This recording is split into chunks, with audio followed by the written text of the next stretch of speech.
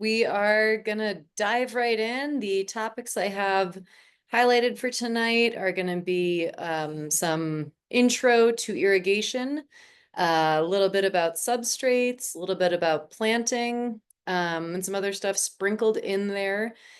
The questions, if you have them, just send them into that Q&A box. We'll get to everything we can. If you have questions afterwards, please don't hesitate to send an email either to Resource Central or the lawn replacement team directly.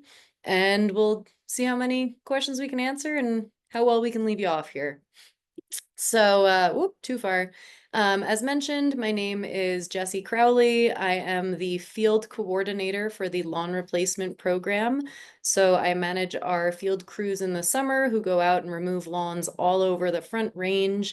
Kaylee is our operations guru behind the scenes, making sure the schedules and all the admin stuff is taken care of for our field crews. And Resource Central has a bunch of water programs, as mentioned. If you're not familiar and you're just beginning your Waterwise journey, please, please, please check out resourcecentral.org and see what might work for you. So we're going to start tonight just looking at a resource that I love. This is not a plug for historicaerials.com. We do not partner with them. This is not an ad, nothing like that. It's just a super cool website that I used to use at a previous job, and I think it's really cool. So this intersection is roughly 55th and Arapahoe in Boulder, which I use just because it's pretty close to our office. So the photo on the left there is from 1948. The photo on the right is from 2021. You can see the, if you're not sure, you don't trust me, you can see the hospital up in the corner there. And that's just an overlay of both. And the point of this is just to show how much water we are now bringing to this area. The black and white photo, we obviously can't see if that is lush and green, but it's probably not. There are also not a lot of trees and shrubberies except along the creek there. We also know that it's not agricultural land because you don't have the very geometric plots laid out. If you do decide to hop on this website and just poke around after, you can go to the east a bit, and you can see a lot of ag land over there. So this is just to highlight how much water was not being brought to this area 50 years, 75 years ago now, Lord. And now we have golf courses and big neighborhoods and trees and lawns, and this is being heavily irrigated now. So the longevity of places like this and how much water we are bringing to them has really changed.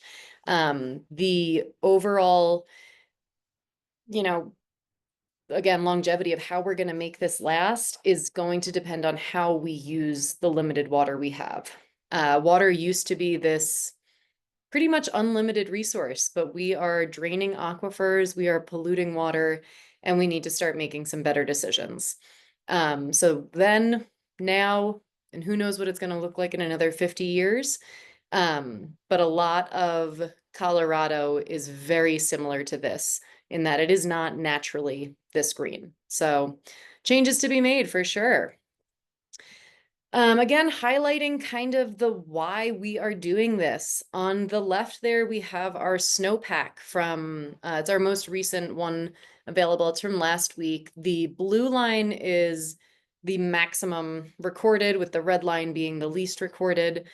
Obviously, we don't want maximum snowpack year after year after year. That would be really hard to deal with. We'd have flooding, we'd have all sorts of issues. But this is just highlighting that we never really know how much water we're going to have in our back pocket in the Front Range here. We really rely on snowpack, and as a lot of you I'm sure know, it has been pretty unpredictable in recent winters how much we're going to have up there and trickling down to us in the Front Range. And then that photo on the right is the most recent drought monitor across the country. Our state is, I would say, just shy of 50% in a state of drought at the moment. Our country, probably similarly, just under 50% there. Droughts in America are becoming more common. They are lasting longer. The severity of them and then the flash flooding afterwards is a really tricky thing to navigate. And all of this just to highlight again that we need to be using water in a more wise way. It's a lot of alliteration. Oh boy. Um, Another point to highlight here is something that was alarming to me in my personal life. In the winter, our water usage was about 2 to 3,000 gallons, which is pretty average, I think, for two people. In the summer, it was going up to 10 and 12,000 gallons, depending on the month. We live on a corner lot and we did have quite a bit of grass. So I think we're on the higher end there, but it's just an astronomical jump of how much water we were pouring into the soil. Our goal, we just as a household said, in 3 years, we want to get that down by at least 40%. So that's what we're working on right now. Our front lawn has been completely grass ridden. Very happy with that. We have a bit of gardening to still do and some more plants that I'd like to get in, but we're just doing what we can year over year, and slowly working toward that goal. Another thing is that I happen to be in Broomfield. Our water prices went up a lot. It's old infrastructure. It's, systems that have just not been cared for as much as they could have been. It's population growth. It's a lot of things. And it is very unlikely that water prices are coming back down. A lot of the other municipalities in the area have seen spikes or are about to. So if I can pay less, I would like to do that personally. I think a lot of people feel the same.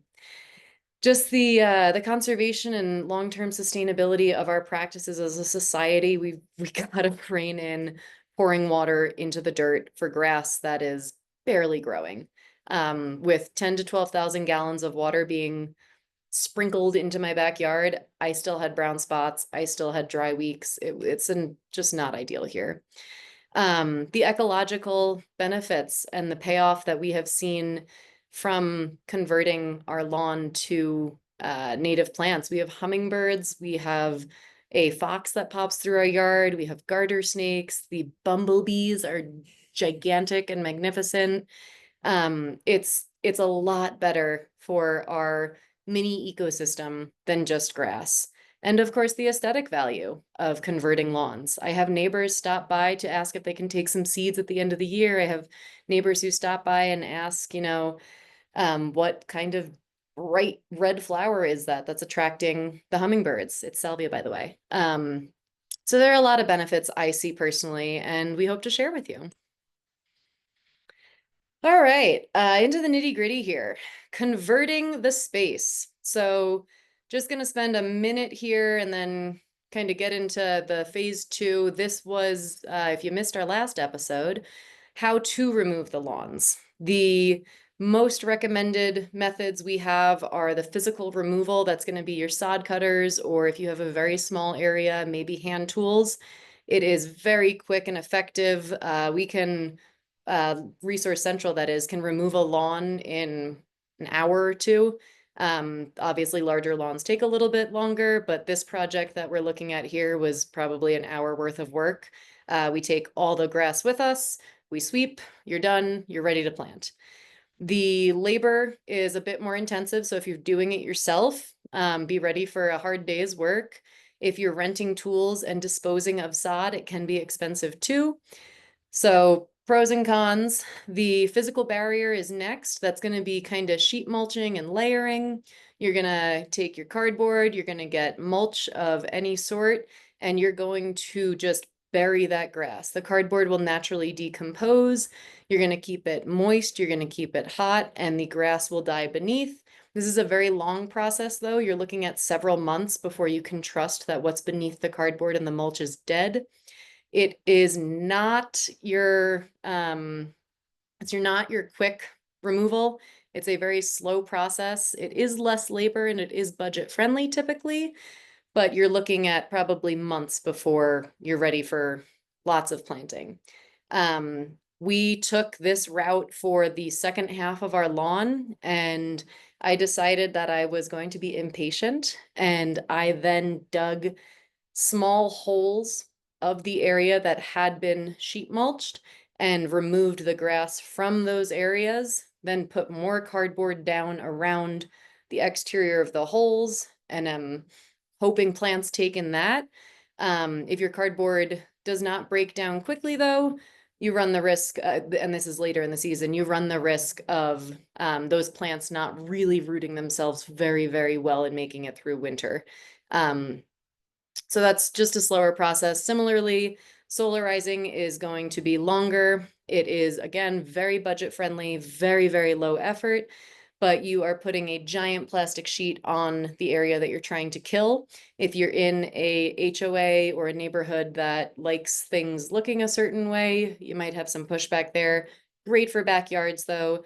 Great for people who are not in a rush. So if you're still looking to kill your grass and you're on this webinar, that's where I'd point you. Please check out our previous webinar for more information on that stuff.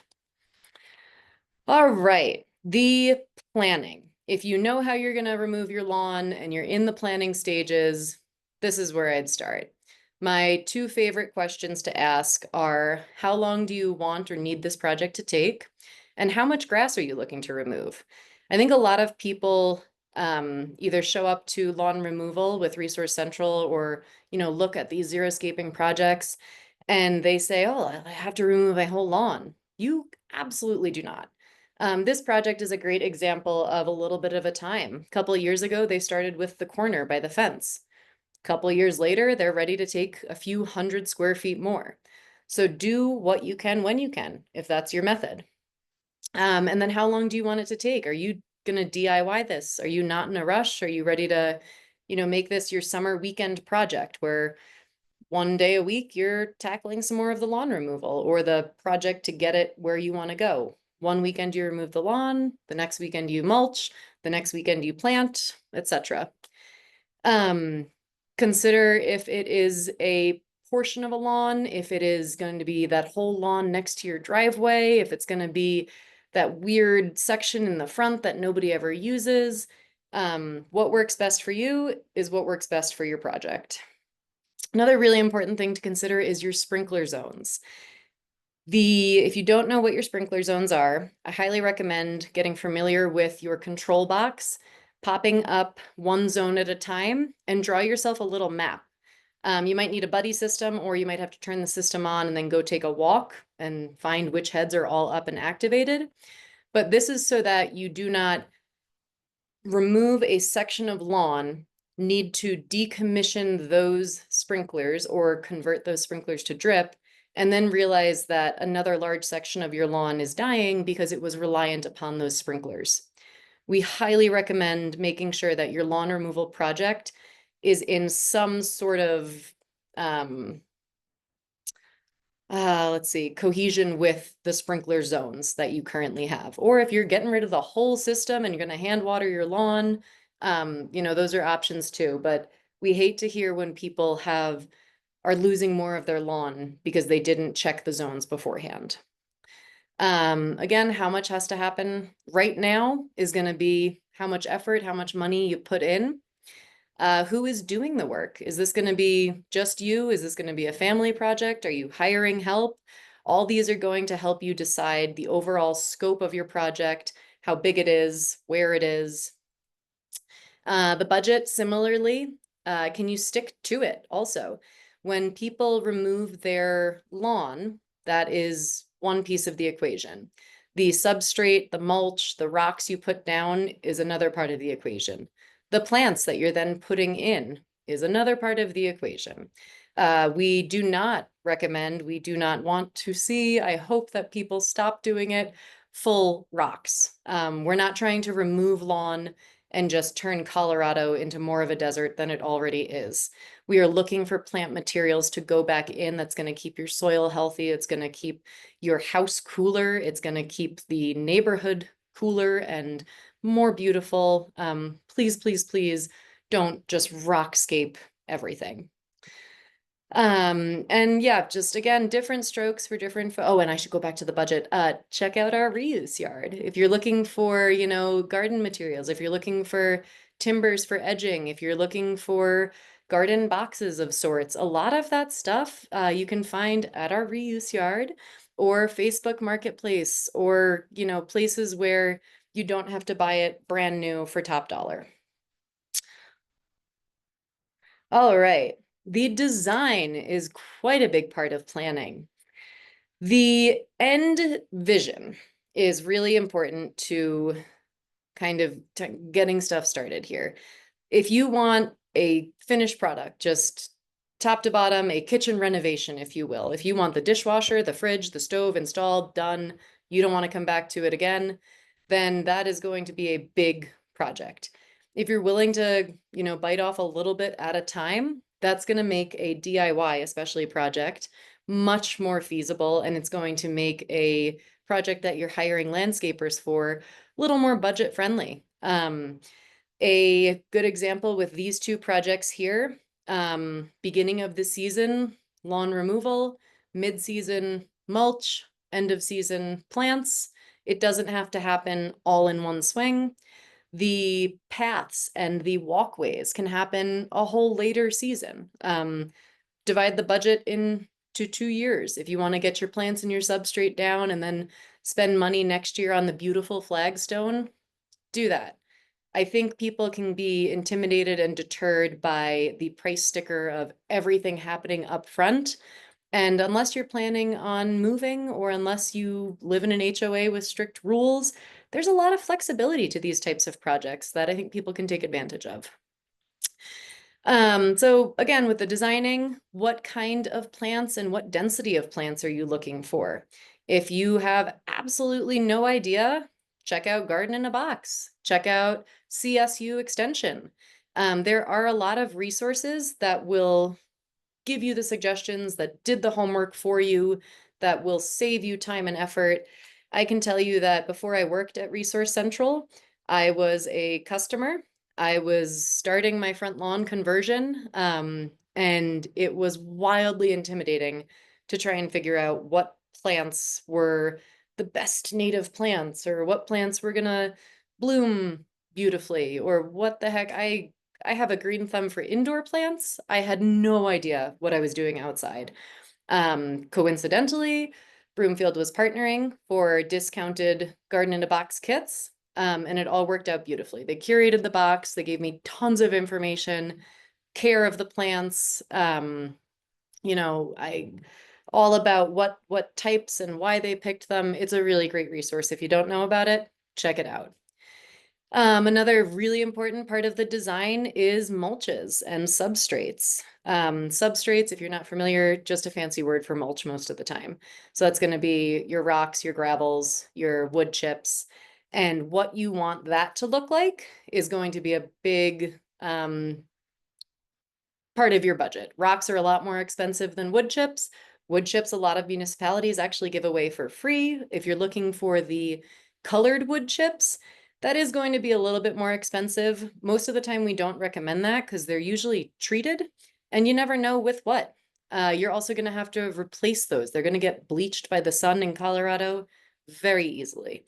So unless you desperately, desperately want the colored wood chips, I would absolutely look at your municipality, see if you can get a lower layer or the bulk of your wood chips at least for free. And then maybe you just do a couple bags from Home Depot or Lowe's of that colored stuff on top if you really want that aesthetic look. Watering and your water reduction plan. Figure that out beforehand, factor that into your design. If you are doing an entire front lawn like both of these projects are, that's going to be a little easier. You're going to have 1 or 2 heads converted to your drip lines. The rest of the heads are going to be decommissioned and you're done. If it is part of your front lawn, like I did half at a time, or probably more of a third at a time. But the sprinklers were my deciding factor. So I wanted to do a large part of the lawn. We turned on zone 2, and wherever zone 2 stopped spraying is where we drew our line and removed the lawn.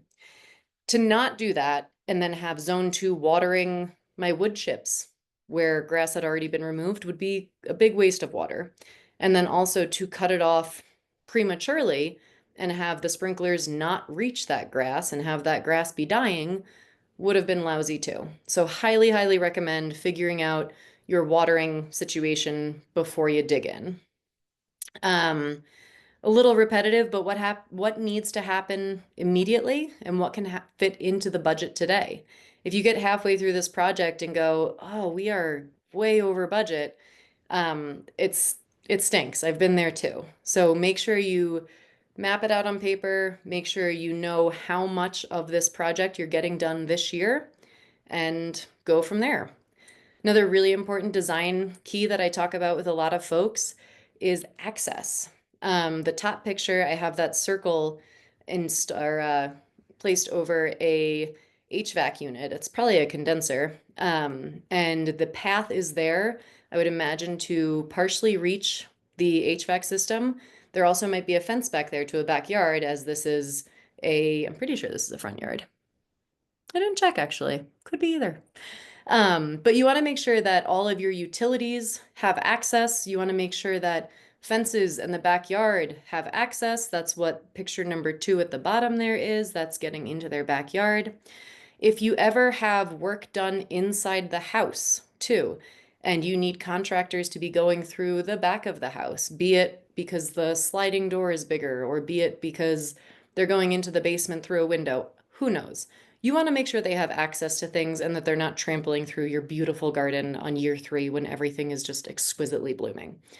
So access and paths is a really important thing to make sure you're accounting for. All right. If there are any questions about that, we could take a pause, Kaylee. Otherwise, I will move right into irrigation stuff. Yeah, we have had a couple of irrigation specific questions. I will maybe save those because I think you're going to hit on a couple.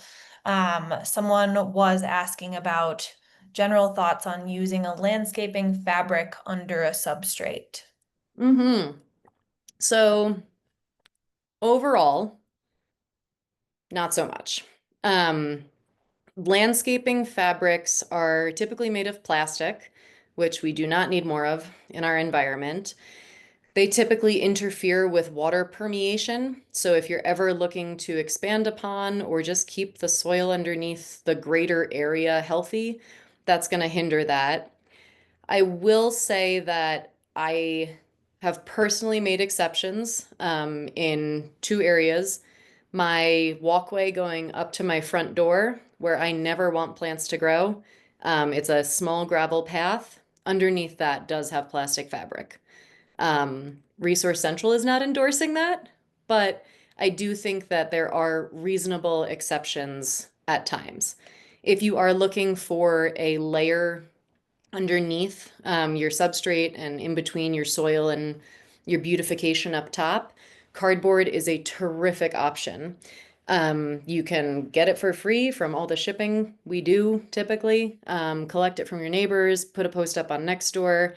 You can double layer it, you can triple layer it, and it'll last a couple years eventually. And the goal is that it'll break down and naturally just decompose.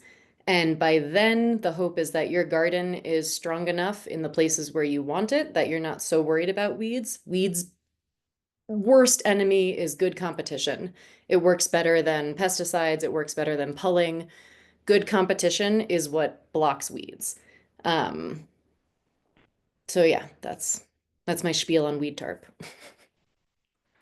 I think that pretty much covers it for now. I will answer a All couple right. others in the chat. Great. All right. Irrigation is next. Big disclosure. I know some stuff about sprinklers. If you want to know everything, if you want to know deep, in depth, if you want to be an expert, I highly recommend spending hours on YouTube. I highly recommend calling for a consultation. A lot of sprinkler companies will do a free, quick consultation, 30 minutes, come out and see what you got. I can give you what I have learned at Resource Central and through my own personal experience. And I think we know a bit. But if you're looking for deep knowledge, sprinkler techs are where you want to spend your time. All right. For those who are unfamiliar or less familiar than I was when I moved into a house, sprinkler systems are broken up into zones. if you turned every single faucet on in your house at the same time, you would have no water pressure.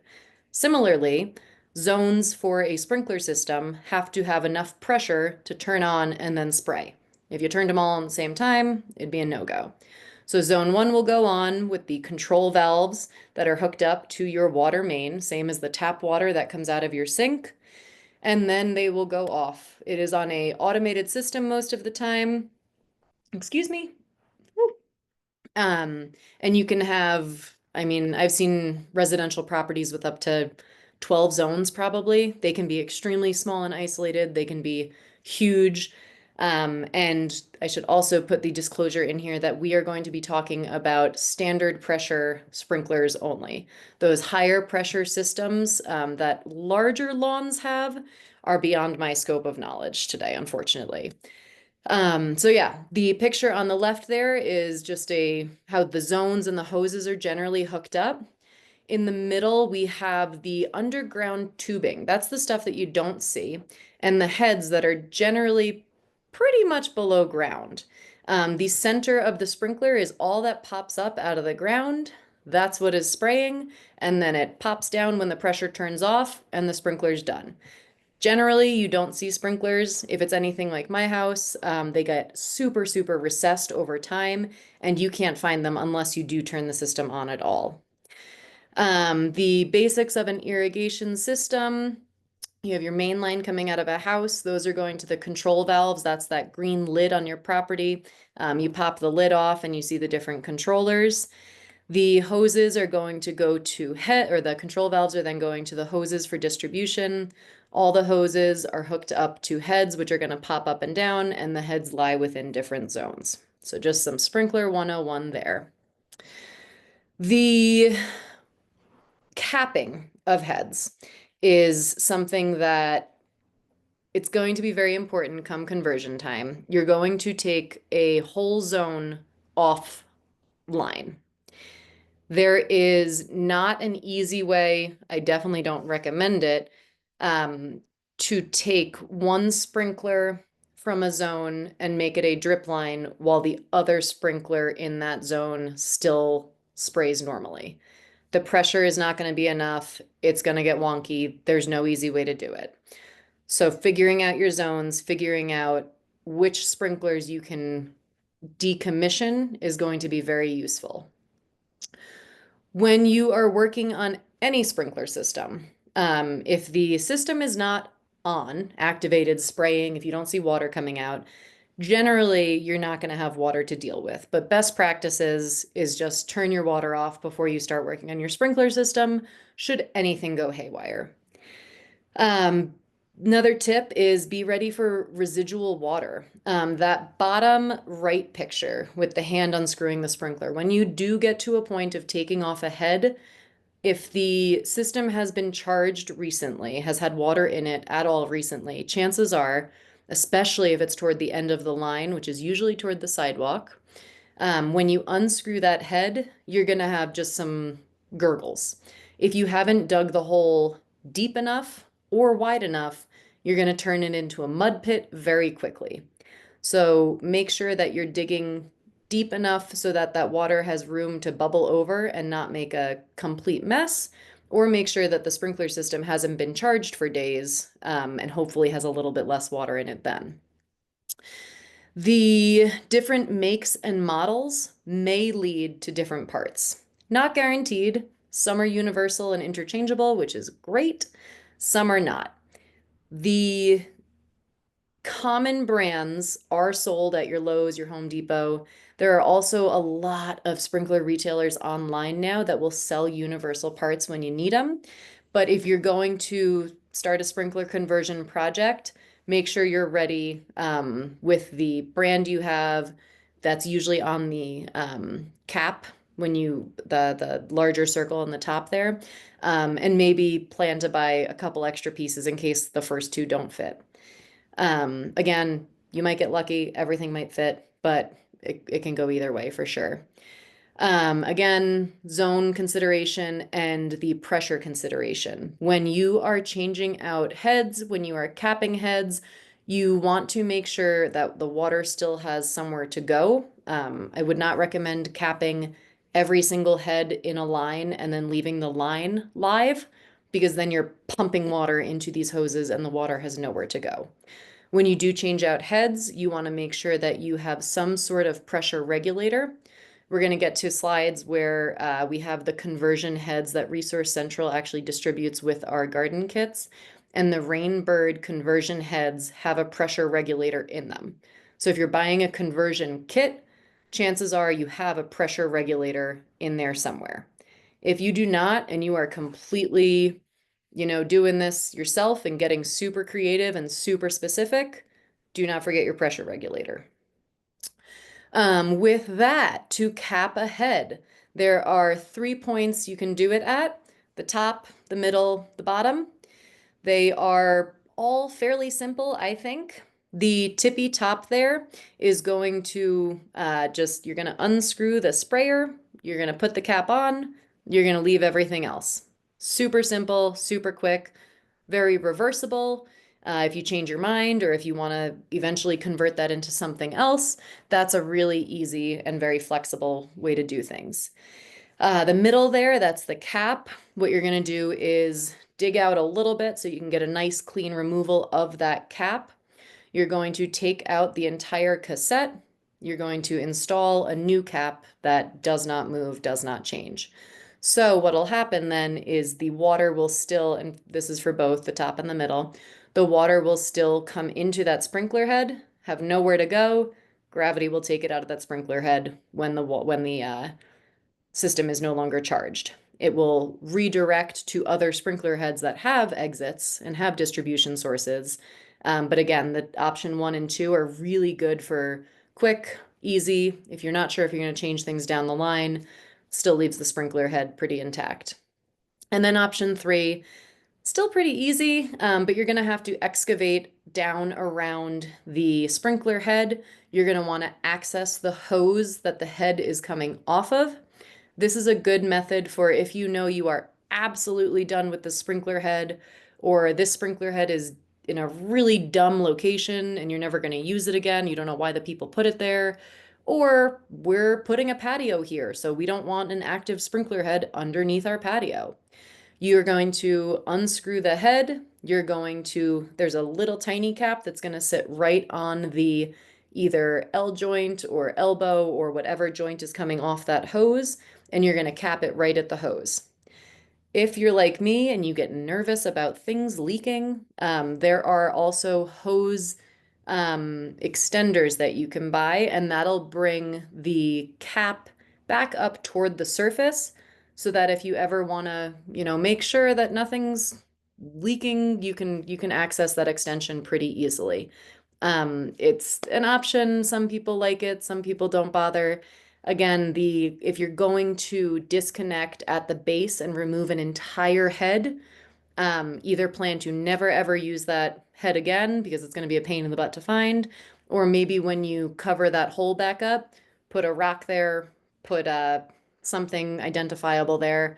I buried one and put a few rocks and then turned a brick horizontally, put the brick down in the hole, surrounded the brick with soil so that if I ever need to find it, I know where it is. Um, but that's capping. Changing ahead, pretty similar. If you are ever looking to change out the head, the conversion kits are a good example of this. Or if you're just, I don't know, changing a head because you damaged it, similarly to that bottom photo, or the bottom option and the photo on the right there, you're going to dig down, super excavate, unscrew the old head, do what you will with it, and you're probably just going to screw in the new head there. If you're using a Rainbird conversion kit, you can sometimes just take out the cassette that is within, which is going to be removing the cap and then removing the spring and the parts that you see in the wood chips over there, and then putting the new cassette into that cap. Sometimes you don't have to take the whole head out. You can just take the internal parts out. Depends what kit you get. Did I do that already? Oh, look at that. Double slide. All right. Converting ahead, just wanted to make sure we had extra clarity here. The kits. It is interesting language, but a conversion kit can be as simple as what you see on the screen right now. It is the head that is no longer a spray nozzle. It is a pressure regulator inside, a filter because drip systems are notorious for collecting sediment. And then it's going to be a way to connect your new tiny above ground hoses for distribution. So on the left there, those are more resembling what Resource Central gives away. We give Rainbird kits with our DIY garden in a box option. And those larger brown nozzles are so that you can connect larger distribution tubing, get them out toward your garden, and then you're going to connect little bitty tubes off of that. We'll get to that in a moment. The photo on the right there is a smaller capacity kit. If you notice on that white head, all of those little hose connections, there's 3 on each side on the top there. Those are for very small hoses, and that's going to be distribution in close proximity to that head. That doesn't have the capacity to go long distances with wide tubes. That's going to be watering very, very close to that exact head. What else here? Same process as changing a broken head or capping at the base. You're digging down, you're excavating, you're changing the whole head out. Pressure regulators exist in many of these kits. So in the 2 that you're looking at right now, there is a pressure regulator built into that stuff. Just make sure whatever you buy has what you need. The head is one piece. That's what we're looking at here. And then the hoses, the emitters, the bubblers, all that jazz comes after. A plug for above ground systems because I love them and I don't think they're used enough. If it is not for you, then completely ignore this part. But if you don't have an in-ground system, if you don't have a irrigation system that was there when you inherited the house or has Papa, you don't need to install one. A really, really great option is an above ground system. All you need is a spigot, which is just, what you're connecting your hose to anyway. A timer is highly, highly recommended so that you don't have to be so hands-on. And then as many hoses as you like. This is great for people who like really hands-on stuff. If you are willing to winterize your system yourself, this is great. All you have to do is disconnect it, turn the hose upside down, gravity drains it. You don't have to hire somebody to blow out your system. You can rearrange it anytime you want. You can get really, really accurate with your little sprayers. It's a really great option that I think people overlook. It is, of course, above ground. It's not as aesthetically delightful as sprinklers that disappear all day and you never know they were there, but it's great. And if you don't have a sprinkler system in place yet, please consider this before you go hiring an installation team. All right, for the systems that are in ground and converting to drip stuff, we have 3 of our most common recommendations and probably the most popular systems. The first is the drip line. This is a hose with holes in it or a hose that is permeable. Basically a very, very loosely woven hose, so it will leak intentionally. That's the one on the bottom. The hose with the holes in it, which is just your most basic drip line, is the one on the top there. All you're going to do is connect this to one of the heads.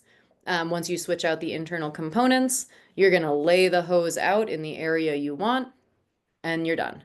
It is very, very easy. It is very, very simple. It is very budget friendly, but it's not your most water saving option.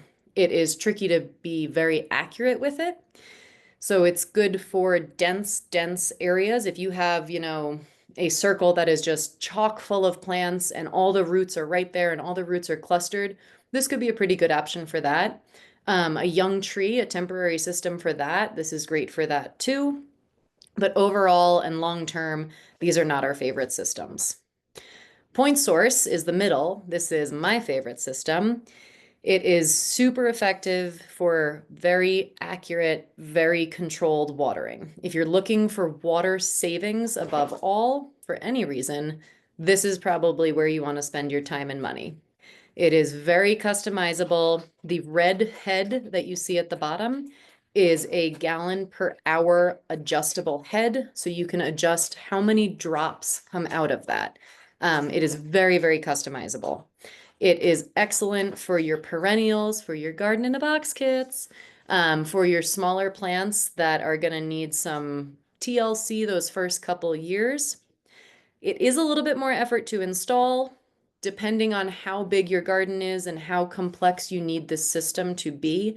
It can add up to many parts and some upfront costs.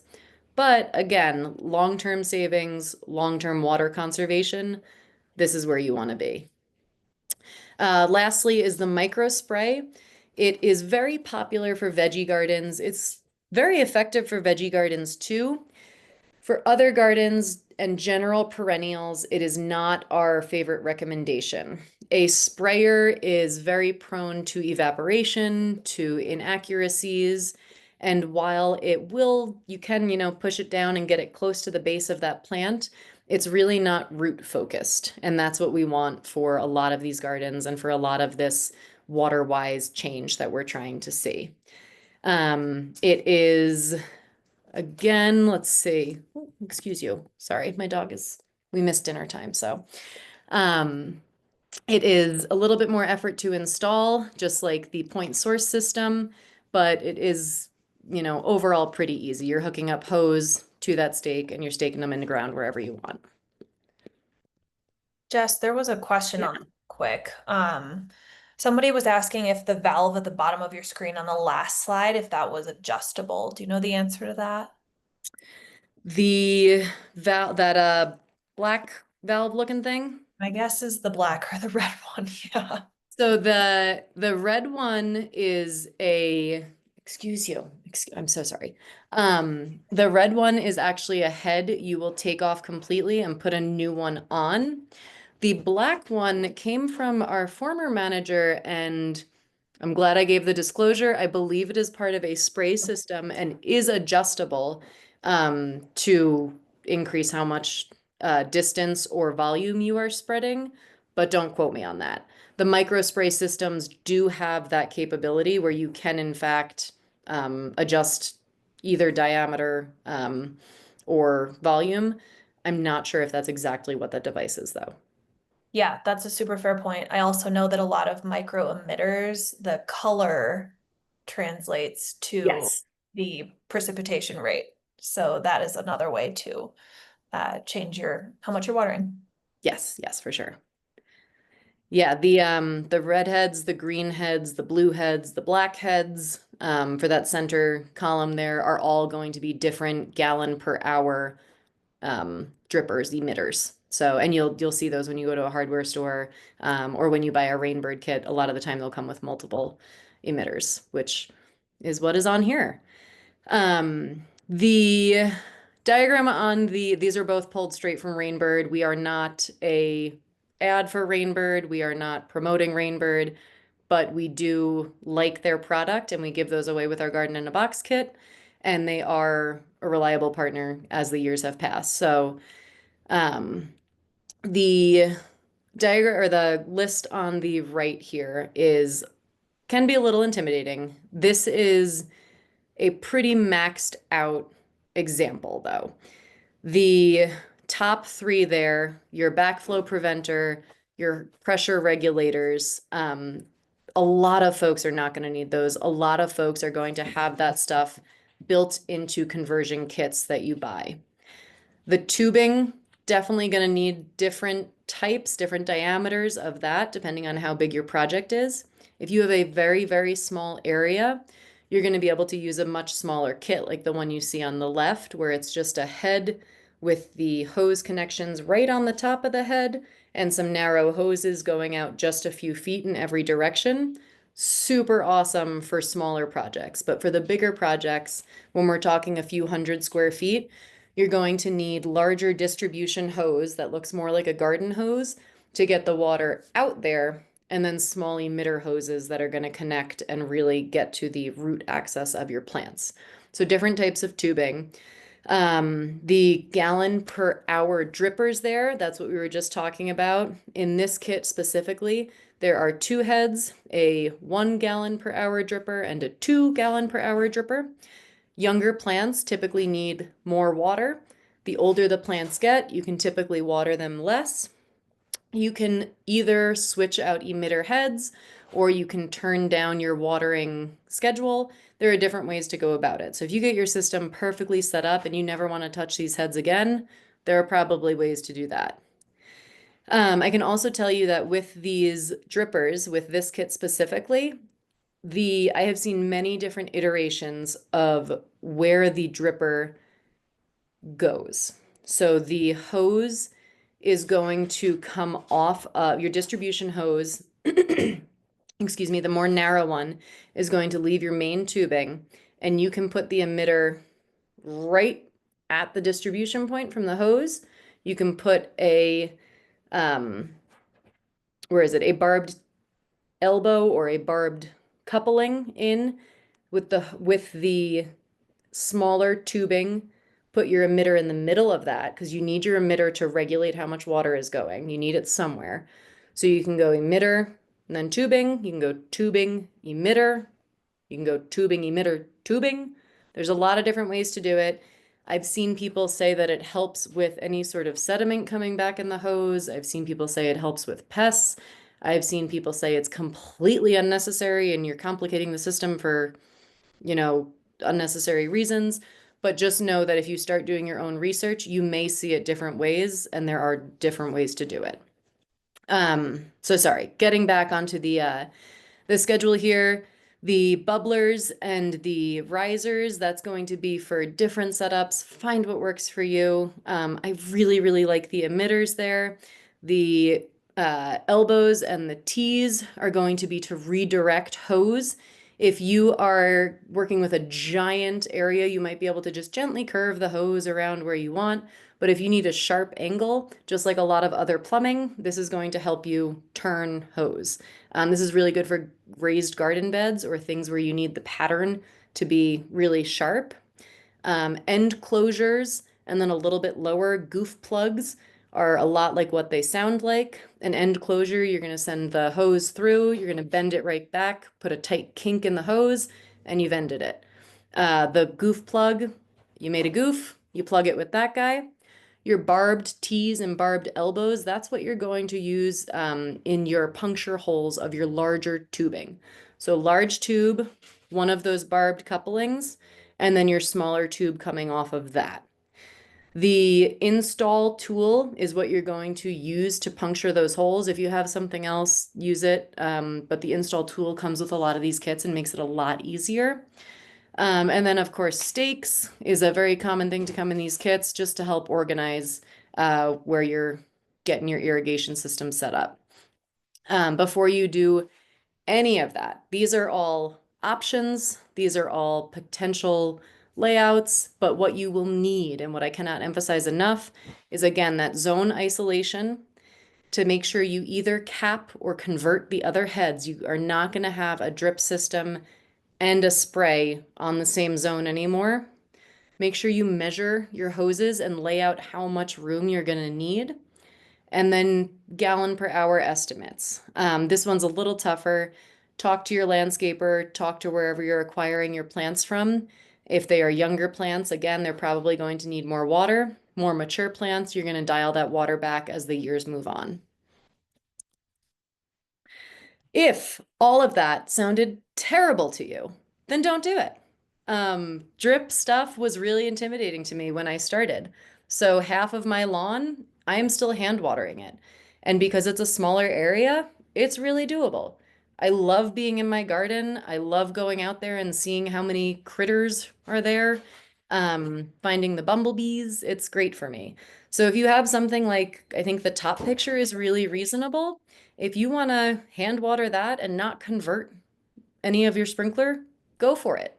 You want to make sure that you are watering roots and not just spraying the whole section. You really want to target the base of these plants.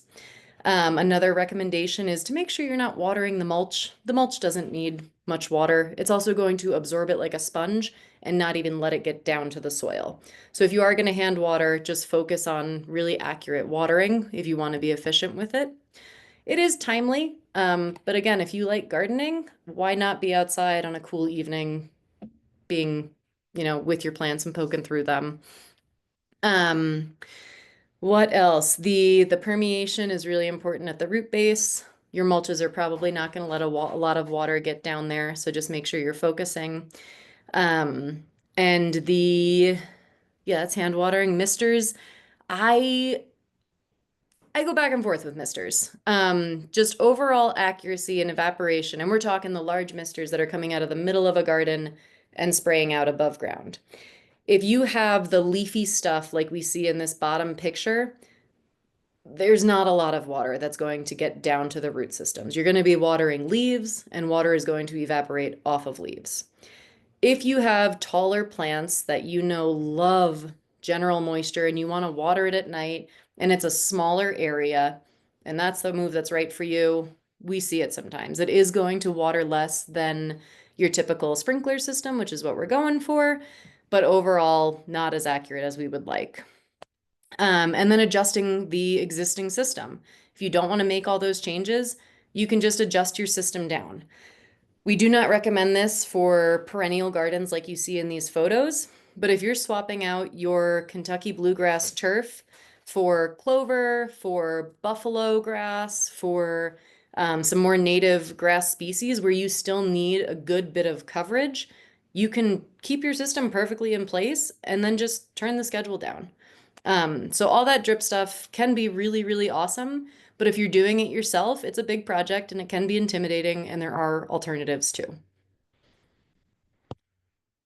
All right. Any other sprinkler questions before we get into our quick substrate stuff? There are a couple I think are pretty specific. I can try. Okay. Some people are asking about goof plugs and saying that they might leak a lot. Do we have any ideas for solutions to that for them to not leak? Not sure. That's a good one. I would say trying different goof plugs. It's over the years too, as stuff shifts, or if that hose ever freezes and contracts, that's really tricky. I would probably send you to a hardware store though and see what they have. Goof plugs are not the only option, I've been told. They are all I've ever used, but I don't think they're the only option for plugging a hole.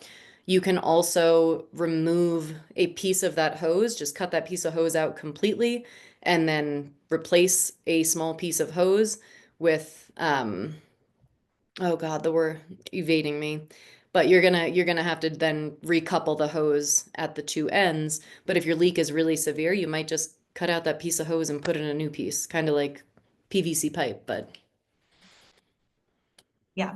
Okay. One other one, when you are converting to a drip system, where is it that you install the pressure regulator? typically that's going to be at the hose, down at the base. If you are putting it earlier in the system, you might mess with the other zone's pressure. So the zone that you are altering, it needs to be impacting that zone exclusively or that head exclusively. So if the other heads are just being capped, I believe you can put the pressure regulator at the head that you are keeping in commission, so that water is coming out of that at the right pressure. Or I have seen it where you go back to the control box or further back in the zone so that you're pressure regulating basically the whole zone. But don't put it so that it's influencing any other zones, which sounds rather obvious, but Mhm. what I got, unfortunately.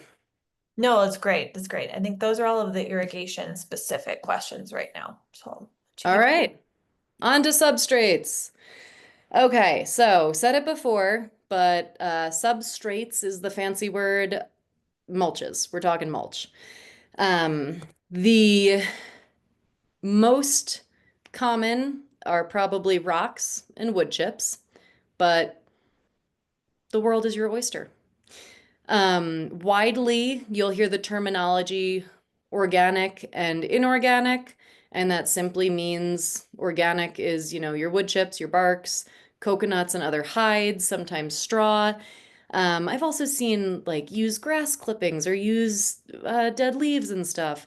I would not recommend that. That stuff is going to break down after one season. It's also going to allow a lot of weeds. Use something hardier.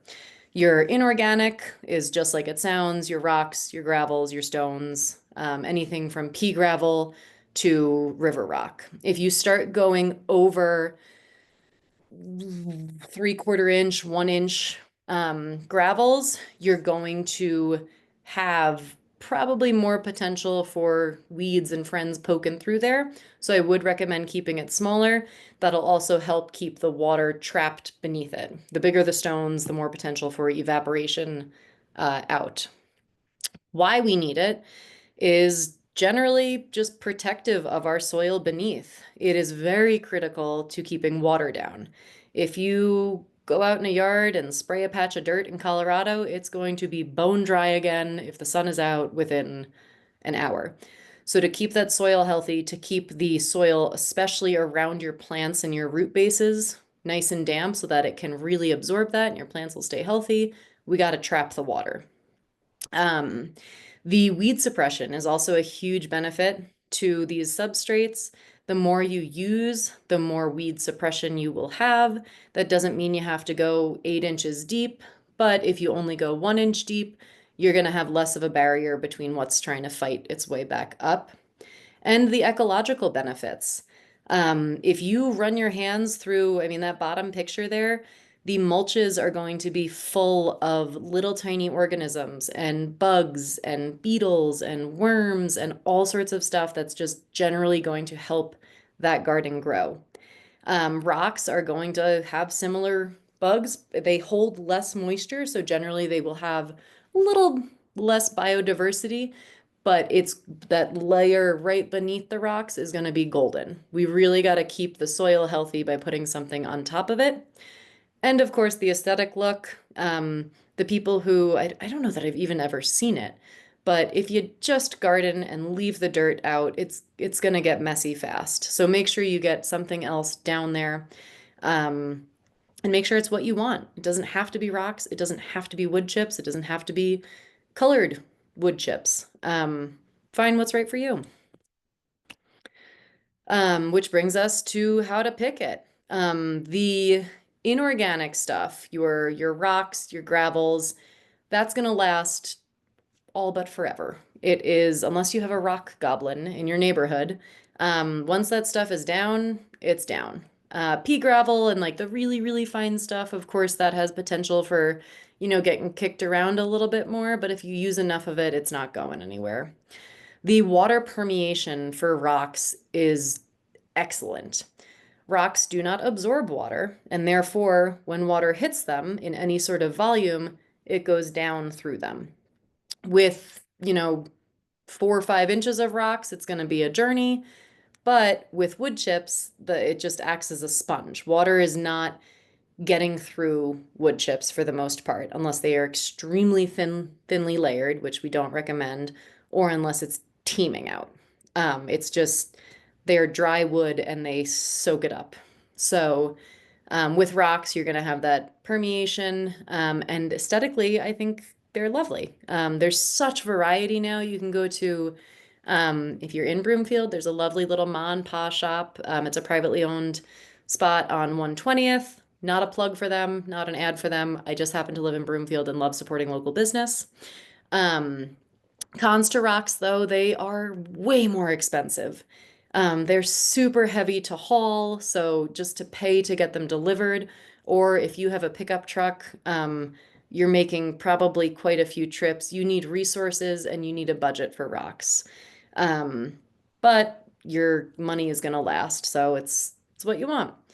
Hard to make changes and relocate simply because they're heavy. If you want to put new plants in very isolated, independent holes, that's one thing. But if you decide that you want to make a big change to that landscape, rocks is going to be a little tougher to do that, which is just labor intensive for any of our DIY folks.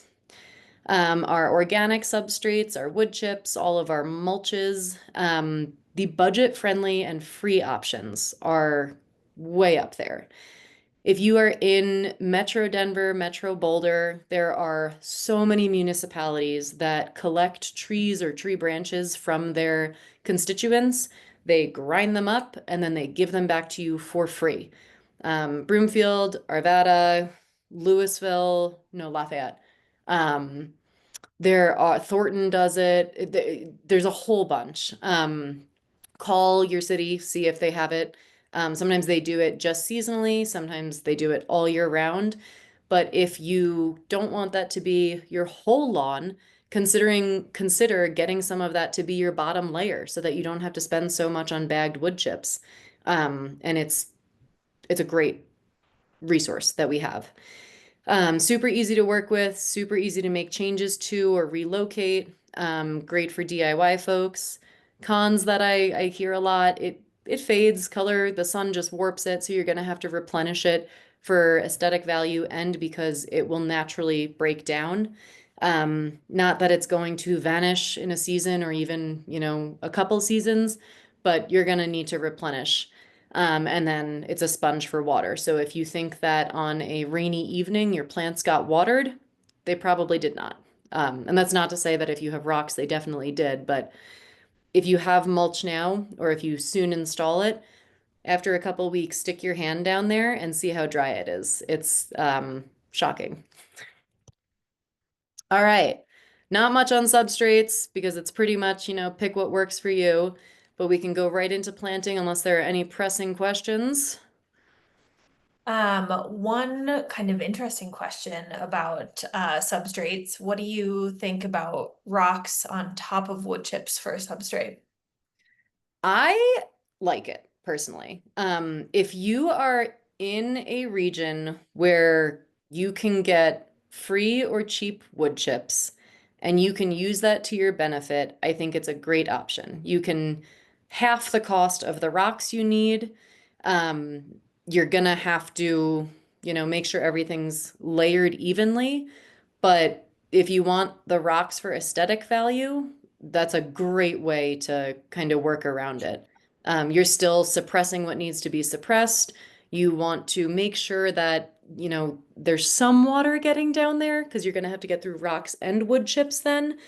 But ultimately, if it's not raining in Colorado, our soil is we don't want to be watering soil constantly simply for the sake of future soil health. Nature will take care of itself in that way. But overall, yes. Cool. I'm gonna let you keep going since All we are right. up on the end here. So I know, I know. I practice still, and I'm still not doing as well as I would like on time. But here we go. All right. Planting. As I said before, please, please, please, please do not remove your lawn and rockscape. Colorado is hot. We live in a desert. The heating and cooling costs of so many of our homes is a zillion dollars. Plants help that. If you just turn your your lawn into a rockscape, your temperature of that area of what's reflecting onto the building in front of it skyrockets. So plants, plants, plants. Okay, prepping for plants for anybody who needs. We have some folks who come with a ton of questions, some folks who are like grade A gardeners and just need help with the lawn removal. So if it's redundant, bear with me. The grass, if it needs to be removed, call us. Resource Central will come to your house. We bring a sod cutter, a crew, we remove the lawn for you, we pack it all up, we leave you with a beautiful patch of dirt that is ready to rock and roll. When we leave, a lot of folks ask if the soil needs to be amended, and that answer varies greatly. If you are planting in only a certain area, we remove a lot of folks' lawns who will leave the perimeter not garden. They're going to do rocks, they're going to do some decorative stuff around the edge, and then they're going to put 200 square feet of gardens clustered in an oval in the middle. That's great. There's no need to amend the soil along the perimeter unless you really want to. Go for it. But if you're doing something like that where you're planting in isolated areas, I would focus in those areas. You can till, you can aerate, you can give that soil just a burst of oxygen underneath if it seems really compacted. If you have been aerating your lawn, if your lawn has been generally healthy, your soil's probably in pretty good shape.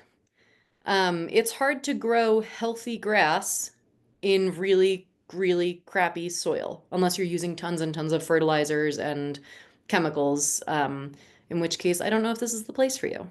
But if your grass was doing okay otherwise and you were taking good care aerating it, you're probably good to go with planting. Um, when you do plant, we do recommend a little topsoil, a little compost, mixing in squeegee or some sort of organic matter to make sure that that soil is aerated around the roots of the plant. That'll just give it a really, really healthy first year, room to, spread its elbows, spread its roots, get some space to grow. Another really good example, just like walkways. If you're putting a walkway or a patio, you don't need to amend the soil underneath. You're never going to use that soil. So do what works for you. And then another important thing with plant prep is the timing. If you are in our fringe seasons, if you are in May or October, we will get frost. We had, I think, was 3 years ago. We had a full-blown snowstorm for Memorial Day. October, we regularly see snow by Halloween. So make sure that you are making your planting decisions at the right time. If it is the middle of the summer, there's no reason not to. I would not plant in a week that's going to be 105 every single day. Look for those normal summer temperatures if we have those anymore, and plant in the evening when it's a little bit cooler and when the plants have all night before they get blasted by the sun. If you're going with either Garden in a Box or the CSU extension recommendations, if you're going with plants that Resource Central is, on board with, these are native plants, these are naturalized plants, these are plants that have been selected because they live in similar environments and ecosystems. They're ready for the heat, they're ready to bake, they love the sun. Similarly, if you're buying shade plants, they're ready for this kind of crazy clay soil that we have. They're ready for the dry air. That's why native plants are native. They're supposed to be here. They like this environment. So I do not turn people away from planting in the summer ever. More planning. Plants selected before you dive into this project is very important. I do not think a lot of people get this far and don't have their plants selected or don't have at least an idea. But that is what's going to help you adjust your sprinklers. That's what's going to help you build your design out. Um, don't get this far and go, oh, I think we should go shopping at Lowe's. Get get yourself situated with your plants before that. If you have no idea what to do, like I did, find some resources that are in your area. CSU Extension is awesome. You can just Google it. You can get lost in their website. Their resources are plentiful. They have all sorts of lists of native plants, ones that are keystone species, ones that do better at all different elevations. And if you just want a one-stop shop, check out Garden in a Box. It also doesn't have to be just perennials. Consider trees, consider shrubs, consider seeding. If you want some wildflower chaos gardening, go for it. All of these options and any of these options that reduce water is the goal. And that's similarly your clover lawns, your buffalo grass lawns. If you're just switching out your lawn from Kentucky bluegrass to a grass that makes more sense here, go for it. Sprinkler systems with your plant planning, please make sure you have that situated before too. You're going to be able to turn down whatever sprinkler setup you have as the years progress, as your plants get healthier and bigger. They're typically going to need less water, but make sure you have them set up to be young and to be supporting them to get to that point of maturity where you can really dial it back. Obstacles in digging is a little over the top, but you never know. Sprinklers, if you're digging to plant, you're not generally going to hit any sort of sprinkler lines. Those should be buried inches, many, many, many inches below ground. I hesitate to give a number because sprinkler heads come at different heights, but if you're digging holes for your plants, you should not be hitting sprinkler heads. If you are new to the home, consider what landscaping features could have been there. I have run sod cutters into old garden beds that were made from brick that they had no idea existed. So before you use machinery or before you start digging in with shovels, just do some quick recon. Make sure you're setting yourself up for success there. With any sort of utility lines, you should not find gas lines. You should not find electrical lines. Those are buried 3 feet deep.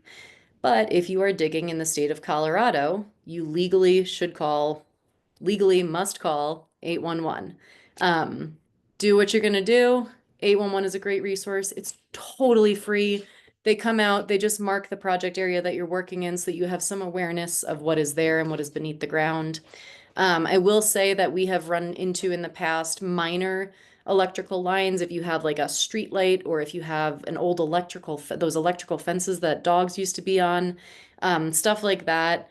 But just make sure you're familiar with the area before you start diving in and playing in the dirt.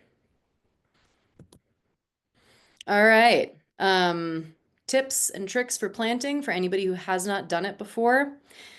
Young plants, ones that are ready to go in the ground, so we're not talking seeds and we're not talking like big trees or anything like that, are going to need holes of a similar depth and at least 2 times as wide as the container they're in.